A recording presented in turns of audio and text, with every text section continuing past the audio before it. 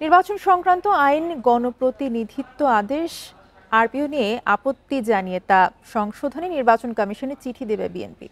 জোটবদ্ধ হয়ে ভোট করলেও দলগুলোর আলাদা প্রতীকের বিধান মানবে না দল। শুক্রবার বিকেলে রাজধানীর গুলশানে নিজ বাসায় সাংবাদিকদের একথা জানান দলটির স্থায়ী কমিটির সদস্য সালাউদ্দিন আহমেদ। চলতি মাসে ২০০ আসনে বিএনপি প্রার্থীদের সবুজ সংকেত দেওয়া হবে বলেও জানান তিনি। বান্ডেল থাকলে প্রতি সেনমানিতে টাকা বাঁচবে। বিকাশ সেনমানি বান্ডেল কিনে জিতুন প্রতি লেনদেনে।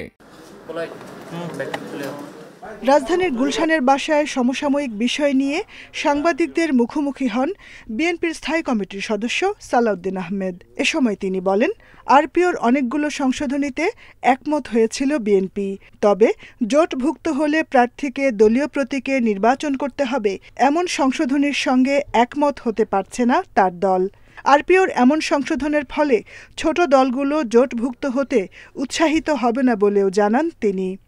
যারা জোটভুক্ত হয়ে নির্বাচন করতে চাইবেন, অনেক ছোট দলগুলো, এটা আমি কাউকে অসম্মান জানার জন্য ছোট দল বলছি না, এটা রাজনীতির মাঠে আকারে ছোট বড় অনেক দল থাকে যাদের জনসমর্থনের ভিত্তিতে এটা বলা হয়। তো তারা জোটভুক্ত হতে উৎসাহিত হবেন না এবং সেটা তাদের সম্মতি নেই, আমাদেরও সম্মতি নেই। বিএনপির প্রার্থী বাছাই চলছে জানিয়ে তিনি বলেন, চলতি মাসেই অধিকাংশ আসনে প্রার্থীদের সবুজ সংকেত দেয়া হবে। এই মাসের মধ্যেই দলের পক্ষ থেকে